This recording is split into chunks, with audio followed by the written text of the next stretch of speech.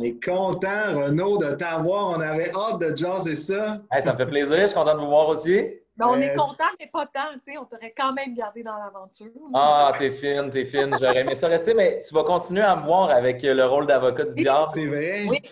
Phil, Mais on regarde ça. On va en parler un peu plus tard de l'avocat du diable, mais j'aimerais commencer quand même par survoler ta personnalité parce que ça a été soulevé par plusieurs candidats à plusieurs reprises que, bon, tu sais, étais un peu beige, un peu plus sérieux, mais tu l'as mentionné toi aussi que tu avais de la misère à t'ouvrir, tu sais, qu'on n'a peut-être pas vu tant que ça, le vrai Renaud.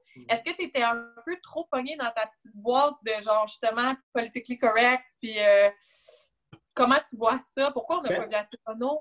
À un moment donné, en tout cas, on l'a vu complètement sortir de sa coquille. Là. Il était tout sauf beige. En fait, c'est le candidat le moins beige de l'émission. Ouais. Ben, je pense, en fait, c'est vraiment une bonne question. Je trouve ça vraiment le fun que vous abordiez ça comme ça. Je vois que vous êtes des gens très intelligents. Tu sais, dans le fond, ma déformation professionnelle, c'est un peu ça. Je ne sais pas si ça a été diffusé ou pas, mais moi, mon travail, c'est de négocier. Puis en négociation, ben, c'est très important d'être dur à lire. Donc, d'avoir une face de poker là, en bon français. Ce qui fait en sorte que je pense que c'est comme j'ai traîné ça comme bagage dans ma vie un peu. Et puis, ma première semaine, j'ai vraiment réalisé que, OK, ouais, peut-être que c'est pas faut que j'essaye de me montrer davantage coloré. Puis, je pense que plus l'aventure avançait, plus ça l'a été. Puis, fait que je pense que j'ai réussi au final à vraiment montrer qui je suis. C'est sûr que, tu sais, qu'on en garde toujours un peu. On est devant des caméras, là, je veux dire, on essaie Mais ça, je pense que c'est un réflexe humain. J'en parle dans mon journal des exclus, mais je pense que c'est cute. On est toujours en train d'essayer de nous montrer sous notre meilleure façade. On est tous un peu comme ça. Je trouve ça cute, en fait. Comme c'est notre trait à tout le monde. Et là, justement, t'es passé, ben, j'utilise les termes, mais moi, j'ai jamais comme vraiment pensé que tu étais beige, mais j'utilise les termes. Oui. Donc, tu es passé de très beige à très explosion de couleurs par certains calls que tu as dit, là, pour encore une fois des anglicismes, mais bon. Les anglicismes sont interdits. Je me suis fait dire, là, tu étais le gars qui parlait le meilleur français puis tu fais trop d'anglicismes. Donc là, je me suis promis pour le reste de mes entrevues, je vais avoir le français le plus impeccable. Mais je vais faire l'effort d'abord avec toi. Mais tu as sorti quelques lignes assez croustillantes. Je remonte, par exemple, dans le spa avec les gars que tu parlais, bon, d'une orgie des losers, d'une orgie des cadavres. Ça, déjà, ça a comme affiché des couleurs. On dirait qu'à ce moment-là, en tout cas, moi, ça a été « Oh, je l'aime, Renaud! » Ça m'a fait rire fort dans mon salon. Non pas pour l'orgie, là, mais pour le personnage que ça annonçait. Ouais. Ben, écoute, je suis content que tu aies remarqué ça. Je pense que, tu sais, on choisit pas. C'était pas ma meilleure blague, personnellement. Je trouve qu'il y avait vraiment des bonnes blagues qui étaient sorties dans ce spa-là. On avait ri aux larmes ce soir-là, en fait. Puis celle-là, c'était pas la meilleure, mais c'est comme, ils ont décidé de faire une trame narrative sur moi qui était très concentrée autour du sexe, finalement. Oui. Et c'est vrai que je suis le gars, je pense, qui est le plus transparent avec ça, parce que pour moi, c'est pas un tabou. J'aime en parler, je trouve ça drôle. Je fais beaucoup d'humour salace, finalement. Fait que je pense que c'est un peu comme ça qu'ils ont décidé de montrer le personnage à la télé. Tu sais, tu as un casting quand même qui sort du stéréotype d'OD auquel on est habitué. Est-ce que tu pensais que ça allait t'aider, toi, ou t'appréhendais un petit peu En fait, je n'avais pas pensé à grand-chose. C'est une bonne question. Je n'avais pas pensé à grand-chose par rapport à OD parce que je suis un peu comme Nadé. Je n'avais pas vraiment regardé le show avant. OK. J'ai des amis qui ont participé, puis c'est eux, en fait, qui m'ont convaincu si tu veux, que dans le fond, ça peut être intéressant de le faire. Okay. Je pense qu'en rétrospective, non. Je ne pense pas que c'est très bon. Je pense que vous avez pu le constater, par exemple, avec Julie. Tu sais, malheureusement, quand tu es différent, tu te fais cataloguer, étiqueter différent. Puis c'est comme, on dirait, pour les éliminations, il y a comme une espèce de moyenne qui se fait. Puis c'est comme, si tu n'es pas dans cette moyenne-là, tu sais, comme à mon départ, dans la maison des filles, il restait 3 esthéticiennes sur 4. Tu sais, je juge vraiment pas le métier d'esthéticienne, mais je fais juste dire, ça crée une certaine unicité des sujets, des conversations. Fait que c'est sûr que je pense que malheureusement, la différence se remarque beaucoup pour répondre à ta question. Là. Je ne suis pas certain que c'est un avantage. Mais tu vois, ça me surprend que tu me dises que tu n'avais pas vraiment écouté OD avant ça. Dans mon analyse de la chose, je me demandais même si tu n'avais pas commencé à écrire des scénarios avant d'arriver dans l'aventure ou que tu avais vraiment un plan défini, là, tu sais. Non. La seule chose duquel… Tu sais, dans le fond, je suis un gars qui est un fan de jeux de société, je suis un fan de jeux de rôle. Si vous avez écouté OD Extra hier, j'en parle. Puis j'aime ça jouer. Je suis un gars de jeux de stratégie. Je suis un gars… Fait que ça m'a pas pris… Ça a pris une semaine avant que je comprenne. OK, c'est ça qu'il faut faire. C'est ça, la petite game politique, le jeu politique, pardon, anglicisme. Le jeu politique de comprendre les conversations, aller chercher l'information, comprendre qui ment, qui… Bref, cet aspect-là, dans le fond, c'est ce que j'ai trouvé le plus plaisant dans le jeu, finalement. Et justement, tu dis que tu es 4 esthéticienne, mais c'est un peu pour ça, j'imagine, que tu t'es dirigée vers Nadé, qui, elle, avait un éventail de conversations, une intelligence émotionnelle, une intelligence… C'est vraiment propre à elle. J'imagine que c'est ça qui t'allumait. Oui, bien dans le fond, c'est un bon… Vos questions sont donc bien bonnes. Mon Dieu, vous êtes intelligent! Dans le fond, c'est une chose que j'ai vraiment découvert de moi. Évidemment, je m'en suis toujours douté. J'aime les personnes qui ont un certain intellect. J'aime ça, les conversations riches. J'aime ça. Pas que c'est impossible d'avoir ça avec des esthéticiennes, c'est pas ça que je veux dire du tout. Mais dans le fond, je suis vraiment sapiophile. Puis mon profil, que moi, je pensais que quand je regarde mes ex, ce sont tous des femmes qui se ressemblent finalement. C'est des belles blondes qui ont une belle intelligence, tout ça. Mais je me disais, dans le fond, peut-être que moi, je suis juste un gars de blonde. Mais là, j'arrive à OD, puis dans le fond, oublie ça, c'est pas ça du tout. Moi, ça a été carrément, c'est lesquels qui, de mon humble point de vue, se démarquaient le plus de leur intellect. Fait que Nadé, Emilia, c'est ça. Donc, ça rejoint ce que tu dis. Excuse-moi, j'ai oublié de vous demander vos noms. Là. Je me sens vraiment… Gabriel. Ben, nous aussi, Cynthia. Gabriel et Cynthia, enchantés. Oui. Et puis, vous êtes pour quel média? Parle-moi d'OD. Parle-moi d'OD. OK, c'est cool. Fait que, ben, en tout cas, ça me fait plaisir de vous rencontrer. Mais donc, ça rejoint ce que tu dis. J'ai déjà oublié ton nom, Cynthia.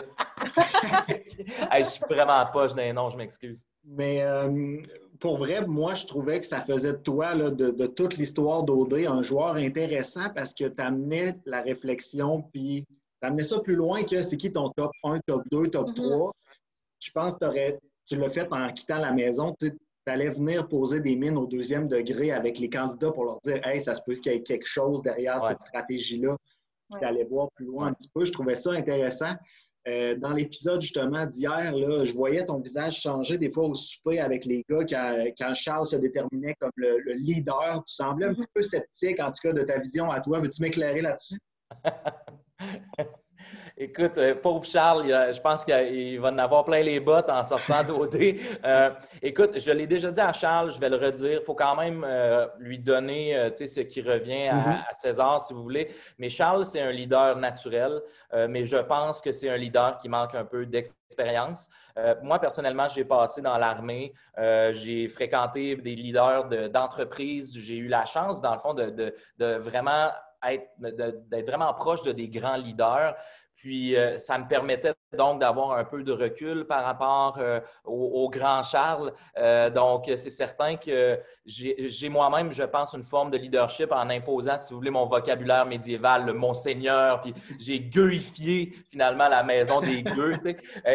J'ai mon propre leadership à moi, puis c'est sûr que Charles, il y a des points qui sont positifs dans son leadership. Je pense notamment aux méditations guidées qu'il fait, mais malheureusement, Charles manque un peu d'expérience dans le fond. Il faut qu'il prenne un peu de détachement par rapport à je pense, ce désir-là absolu d'être en position du fameux leader, pauvre Charles. Mais je pense que c'est un peu ça le problème, c'est qu'il s'est autoproclamé leader avant même de voir l'effet ou l'impact qu'il avait sur les garçons. Là. Lui, son idée était faite, c'était le rôle qu'il voulait jouer. Puis… Oui, non, mais tu amènes un bon point. Je pense que c'est un des premiers points qu'il faut faire attention. Surtout, je pense, à mon analyse du Québec, en tout cas, c'est que je pense qu'on aime clairement les leaders, mais on n'aime pas du tout les gros égos. Donc, il faut être très prudent avec qu'est-ce qu'on s'attribue comme qualité, je pense, surtout à la télé comme ça. Puis Charles, franchement, il faut lui donner. C'est un leader naturel. Moi, je le verrais très bien dans l'armée. C'est un gars qui en impose. Il y a quand même du contenu, même si, bon, comme tout le monde, il y a des défauts. Mais là, malheureusement, il y a ce fameux défaut que le Québec déteste, là, malheureusement. C'est quand on a un gros ego par rapport à des qualités qu'on s'attribue nous-mêmes. C'est pas charmant.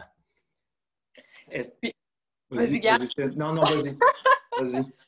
Tu l'as dit plus tôt, justement, on t'a attribué le rôle de l'avocat du diable pour les prochaines semaines. Moi, j'ai envie d'y aller un peu plus léger dans mes prochaines questions, puis y aller vraiment comme si toi, tu avais un petit diable ici puis un petit ange, pour voir lequel des deux tu vas laisser parler pour répondre à nos prochaines questions. J'embarque, j'aime ça. Tu as parlé justement, tu l'as dit ouvertement que la sexualité, c'était pas un tabou pour toi et tu as mentionné à Marilyn Jonca avoir déjà tenté l'expérience avec un garçon. Ouais. Puis, moi, j'aimerais ça savoir s'il y avait un candidat dans la maison qui aurait pu avoir ce pouvoir-là de te donner le goût de retenter l'expérience. Tu peux mettre Jay aussi dedans. Ah, c'est ça, hein? Jay, il est bon, hein? Écoute, j'ai pas ressenti d'attirance, tu sais, parce que dans le fond, j'ai exploré cet aspect-là. Puis à vous autres, vu que vous êtes vraiment intelligents, je vais vous donner un scoop. C'est arrivé plus qu'une fois. J'ai vraiment exploré et ça m'arrive encore de temps en temps d'explorer, là, c'est pas... mais je sais que fondamentalement, c'est pas ce qui me... Tu sais, je suis vraiment... Mettons, si on disait que j'étais bisexuel, ce que je pense qui donne un peu une idée de 50-50, la réalité, c'est que je suis peut-être plus comme 95% femme ou 97, mettons, puis de temps en temps, ça arrive qu'il y a un gars qui m'allume, tu sais. Mais à l'aventure, je peux pas dire que ça m'est arrivé vraiment. Ce que je peux vous dire, par contre, mon gars préféré, mais d'un amour profond, puis rien de sexuel, Vincent. Ce gars-là, je l'adore. Mais il n'y a absolument rien de sexuel. Fait que je m'excuse, je réponds vraiment platoniquement à la question. Là, la réponse beige, Renaud, un effort. Hey, je m'excuse, mais je vous ai donné un scoop. Je vous ai donné un scoop, fait que ça passe. Si tu pouvais sortir un candidat ou une candidate demain du jeu, c'est toi qui décides sans aucune explication, tu sors qui? My God! Mais là, c'est parce que je vais être obligé de te donner des explications. Non, mais à nous, tu vas les donner, mais à la personne que tu sors, tu dirais. Bien, je sortirais Charles parce que... Là, je vais vous donner le parce que. Je sortirais Charles parce que par souci pour Charles. Parce que je comprends très bien là, ce qui va arriver à Charles quand il va sortir. Et malheureusement, plus l'aventure va être longue, plus le retour va être difficile. Fait que j'aurais tendance à, pour Charles, sortir Charles. Pour que ça s'arrête, là, que ça ne s'amplifie pas fois 1000. Là. Parfait. Avec qui? Vas-y, Gab, as-tu une idée de quel? Non, vas-y. OK. Tu as été confiné dans le chalet avec Emilia, mais si tu avais pu choisir l'exclu, tu aurais été confiné avec qui au chalet? Écoute, franchement, Emilia, c'était mon pic, là. Fait que c'était la fille que je voulais défendre à l'élimination. C'était la fille que j'avais commencé à découvrir trop tard, finalement. Là. C'est un peu ça qui est mon erreur de parcours, là, si vous voulez. Donc, non, je reprendrai Emilia. Est-ce que...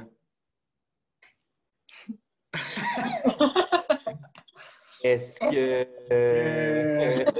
Est-ce qu'il y a eu des rapprochements? Je suis obligé de le demander. Là, Ouais, c'est comme la question classique, là, celle-là. C'est pas votre meilleure question. Vous êtes plus intelligent que ça. Je dirais non.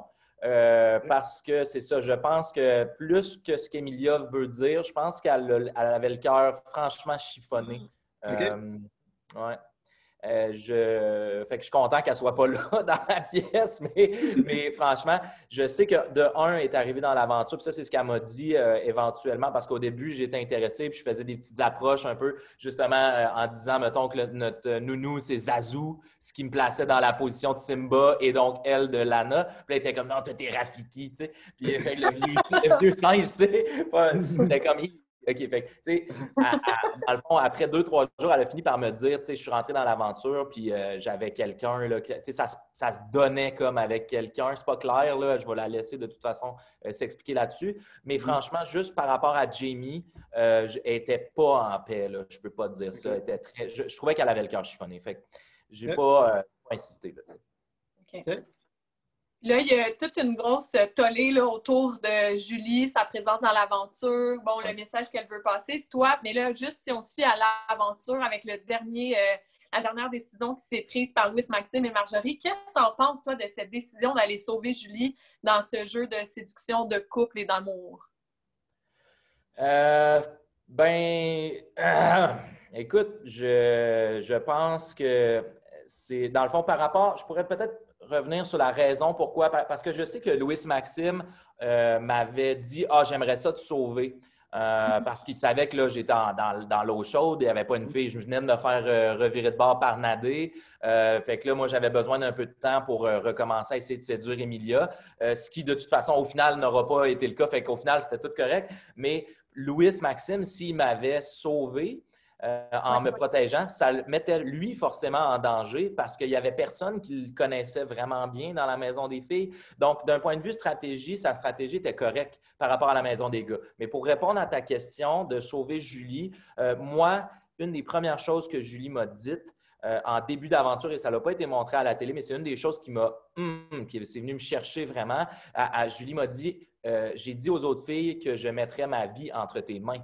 Après quelques jours, après, on s'est vu 2 fois. Puis pendant que tout le monde me disait « Ah, Renaud, il faut qu'il s'ouvre, Renaud, il faut qu'il s'ouvre », j'étais comme « Mais comment est-ce que tu es capable de me voir comme je suis? » C'est venu me chercher. Puis en même temps, je voyais bien les difficultés qu'elle pouvait vivre quand tu es entouré de superbes femmes, puis que finalement, on se rend compte que naturellement, finalement, la différence, on l'aime, on aime ça dire qu'on l'aime, mais quand arrive le temps réellement de se commettre à quelque chose, ça ne se commet pas, là. Fait que, dans le fond, moi, j'aurais défendu Julie coûte que coûte, peu importe, systématiquement. Et je l'ai dit, on l'a vu plus à la fin de l'émission, mais à tous les moments, si vous remontez dans les premières émissions, j'en parle directement que je vais sauver Julie, que j'ai un petit plan pour sauver Julie. Systématiquement, je l'aurais parce que on s'en fout là, du jeu de séduction au final. On est là pour jouer puis montrer ce qui apparaît important. Puis il n'y a pas juste des amours qui vont se révéler à être superficiels de toute façon. On s'entend. C'est quoi le taux de succès des couples à OD historiquement? T'es mieux de faire l'amour et dans le pré, là, tu sais, si c'est vraiment ça. Rendu là, pourquoi pas? Moi, Julie, je l'aurais emmenée en finale si elle voulait. OK. Ben là, on a vu ça avec un peu trop de bulles de nuit dans le nez, Renaud, là. Tu l'as ramené ailleurs qu'en finale. Hey boy! Écoute, cette soirée-là, ma foi, était inclus maintenant des minutes illimitées. OK, vous venez d'upgrader votre plan à Zoom, là. C'est bon, ça. Écoute, c'était une soirée qui était fortement arrosée pour plusieurs personnes, puis ils en ont montré vraiment juste 2 parce que franchement, on avait tous l'esprit un peu voilé par un épais nuage de bulles de nuit, je dirais. Et c'était pas Jay et son costume de ballon. Non, c'est ça. L'avertissement de Jay a été fort peu suivi, je vous dirais. Puis, en fait, c'est qu'on avait tout commencé avant, puis on nous avait apporté en abondance, plus qu'à l'habitude. C'était vraiment, c'était un party. Fait que clairement, j'ai été excessivement maladroit et j'oserais dire malaisant avec Julie. Et je m'excuserai auprès d'elle à la première occasion que j'aurai, c'est certain. J'étais vraiment pas au sommet de mon art cette soirée-là, c'est certain. Qui, Renaud, va gagner, tu penses? J'aimerais dans mon cœur vous dire que ça va être Vincent et Noémie, mais la réalité, c'est que, puis je l'explique dans un TikTok, je pense qu'il va venir à sortir éventuellement, mais la réalité, c'est que je pense que la fidélité qui est créée par le tapis rouge, l'expérience du tapis rouge, dans le fond, le jour 1, les personnes avec qui tu partages ton premier jour, ton arrivée, est tellement significative, tellement importante que ça place automatiquement Vincent dans une position de désavantage. Les autres garçons qui ont fait le jour 1 ensemble, se sont jurés fidélité. Je pense que Charles l'a bien exprimé quand je suis parti. Charles, c'est Charles aussi, mais il a quand même dit qu'il n'était pas dans mon noyau de gars de jour 1. Puis c'est fondamental, je pense, pour comprendre comment le reste du jeu va évoluer. C'est trop fort, cette affaire-là. C'est pas pour rien là, que tu as 3 personnes déjà de la maison mixte qui sont sorties. Là. Mm-hmm. Les autres, on ne l'a pas fait le tapis rouge, fait que dès qu'on se faisait sortir de la maison mixte, les autres voient ça comme, bon, ben parfait, une élimination gratuite, à moins qu'il y ait quelque chose de bien gros qui se passe. Ouais. Mais... Ça fait que même un ancien ne peut pas venir brouiller les cartes, d'après toi? Les anciens, ça va effectivement venir brouiller cette analyse-là. Effectivement, ça va changer un peu les fidélités. Il y a peut-être un couple d'anciens qui va réussir à primer, mais si j'avais, mettons, un bon 20 $ à mettre, là, je pense que ça serait intéressant. Je pense que ça va être Carl et Andréane qui vont gagner parce que c'est un profil, les deux ont des valeurs très, probablement les plus conservatrices des gens qui sont en OD. Puis ils sont beaux ensemble. Les deux sont individuellement très beaux aussi. Ils sont très, très sympathiques. J'ai adoré Carl et Andréane. C'est une superbe personne aussi. Fait que je pense que le public va voter pour eux au final. Ils ont une sorte de candeur. Là, ils n'ont pas l'air d'avoir de malice, là, ces deux personnes-là. Exact. C'est des très bonnes personnes. Carl, moi, ça l'a été. On n'a pas vu ça beaucoup à la télé, mais au début, j'étais fasciné par le personnage de Carl avec un C parce que c'était comme Martine, quand elle a vu le profil de Carl, était comme « Oh, je veux qu'il me fasse 10 enfants! » Tu sais, j'étais comme « OK. » Alors que moi, j'ai vu le profil de Carl, j'étais comme J'étais comme, j'étais pas particulièrement impressionné, mais plus l'aventure avançait, plus j'étais là, mais j'ai jamais parlé avec Carl avec un C. J'étais fasciné. Puis le soir où je veux parler avec Carl avec un C, c'était au party brésilien. Puis là, j'avais posé la question à ça, c'était la veille de l'élimination de Michael. Là, j'avais parlé avec toutes les filles, puis je leur disais, c'est qui est dans la sauce, qui est... Tout le monde me disait, c'est Carl, c'est Jamie, c'est Carl, c'est Jamie. Là, je vais dire ça à Emilia. Emilia, c'était ses 2 tops à ce moment-là. Et là, Emilia a dit, parle avec Carl. Fait que là, j'attends Carl, j'arrive pour lui serrer la pince. Il me serre la pince, il tourne les talons, il s'en va. J'étais là. Carl avec un C. Mais genre, le mystère s'épaissit, tu sais. Puis au final, ça a été, quand je l'ai rencontré dans la maison des gars, ça a été franchement une connexion immédiate. On a connecté sur plein d'affaires. C'était un bon gars. Ben écoute, Renaud, toi aussi, tu es une superbe personne. On te garderait encore pendant 1 heure, mais on sait que tu fais des podcasts, toi aussi. Fait que si jamais le retour du balancier, on se rejase ça. Les amis, ça va me faire plaisir. Je vais faire plein de lives sur Instagram, sur TikTok. Si vous voulez faire n'importe quel collab sur YouTube, sur TikTok, sur Instagram, faites-moi signe. Vous êtes du monde intelligent, ça paraît, ça pétille dans vos yeux. Fait qu'on garde contact. Merci beaucoup, Renaud. Merci, Renaud. Tu es enrichissant pour vrai. Belle discussion, bel entretien. Merci pour tout. Puis en espérant qu'il te ramène dans le jeu, hein? Peut-être. Ben là, écoutez, vous allez me voir. C'est sûr que je ne retournerai pas au rôle de la séduction, mais vous allez me voir dans le rôle de l'avocat du diable, c'est certain. On a hâte. Merci, Renaud. Merci à vous autres. Bye-bye. Merci. Bye-bye.